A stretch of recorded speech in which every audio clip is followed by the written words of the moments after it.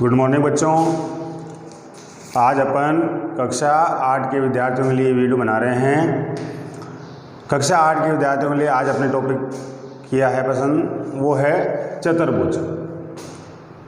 Normal सा topic है, सभी बच्चों को जानकारी है, इसी बारे में आज अपन पढ़ेंगे। तो चतुर्भुज से पहले अपन पढ़ते हैं बहुभुज। बहुभुज क्या होता है? नाम से पता चलता है बहुभुज।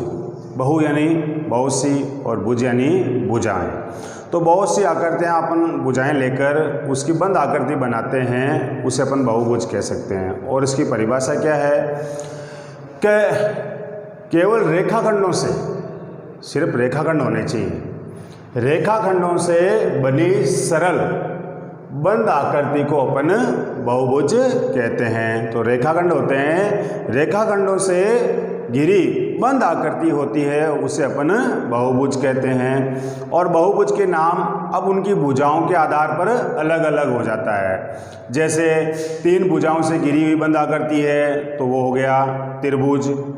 4 भुजाओं से घिरी आकृति है वो हो गया चतुर्भुज। 5 भुजाओं से घिरी आकृति वो हो जाता है पंचभुज। इस प्रकार जैसे जैसे भुजाएं बढ़ती जाएगी उनका नाम बदलता जाएगा। तो आज अपन पढ़ रहे हैं चतुर्भुज के बारे में। तो चतुर्भुज क्या होता है कि 4 भुजाओं से घिरी हुई बंद आकृति को अपन चतुर्भुज कहते हैं।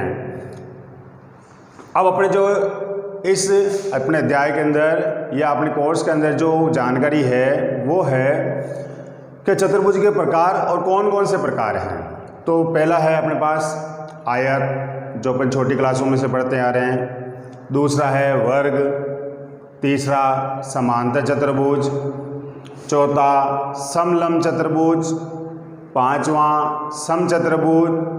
और छठा अपने पतंग। तो आज अपन इनके बारे में जानकारी पढ़ेंगे। तो सबसे पहले आता है अपने पास आयत। आयत अपन किसे कहते हैं कि वह चतुर्भुज जिसमें आमने सामने की भुजाएं बराबर हो वो अपने आयत कहलाता है। कि वह चतुर्भुज जिसमें आमने सामने की भुजाएं बराबर हो उसे अपन आयत कहते हैं। दूसरा वर्ग। कि वह चतुर्भुज जिसमें चारों भुजाएं बराबर हो वो वर्ग कहलाती है। अब आता है तीसरा। ये दो तो अपन छोटी क्लासों में पढ़ते आ रहे हैं, आयत और वर्ग। अब आता है अपने पास समांतर चतुर्भुज। तो नाम से पता चलता है समांतर। समांतर तो वह चतुर्भुज जिसमें आमने सामने की भुजाएं समांतर हो उसे अपन समांतर चतुर्भुज कहते हैं। समलंब चतुर्भुज। चतुर्भुज के अंदर 4 भुजाएं होती है। 4 भुजाओं में से कोई भी 2 भुजाएं, सम्मुख भुजाएं अगर समांतर हो तो उसे अपन समलंब चतुर्भुज कह सकते हैं। वह चतुर्भुज जिसमें सम्मुख भुजाओं का एक जोड़ा यानी 2 भुजाएं समांतर हो उसे अपन समलंब चतुर्भुज कह सकते हैं। तीसरा है 5वां है अपने पास समचतुर्भुज। इसकी परिभाषा वर्ग से मिलती जुलती है पर थोड़ा सा इसके अंदर परिवर्तन है, थोड़ी बातें अलग है जिससे अपन इसका अलग अलग पता लगा सकते हैं। परिभाषा वर्ग की तरह इसकी भी समान ही है कि वह चतुर्भुज जिसके अंदर चारों भुजाएं समान होती है वो समचतुर्भुज कहलाता है।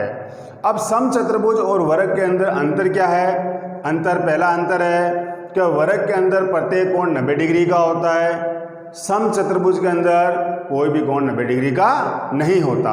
पहला अंतर ये। दूसरा अंतर, वर्ग के अंदर विकर्ण बराबर होते हैं और समचतुर्भुज के अंदर विकर्ण बराबर नहीं होते हैं। तो ये अंतर होता है वर्ग और समचतुर्भुज के अंदर। फिर आता है अपने पास पतंग। पतंग है, ये भी एक प्रकार का चतुर्भुज ही है क्योंकि आपने पतंग को देखा होगा, चारों भुजाएं एक चतुर्भुज जैसे दिखती है, 4 भुजाएं होती है उसके अंदर। तो पतंग की परिभाषा है कि वह चतुर्भुज जिसमें आसन भुजाएं समान हो वो अपने पतंग कहलाता है। कि वह चतुर्भुज जिसमें आसन भुजाएं। अब आसन भुजाएं क्या होती है? आसन भुजाएं होती है कि वह भुजाएं जिसके अंदर एक शीर्ष उभयनिष्ठ हो उसे अपन आसन भुजाएं कहते हैं।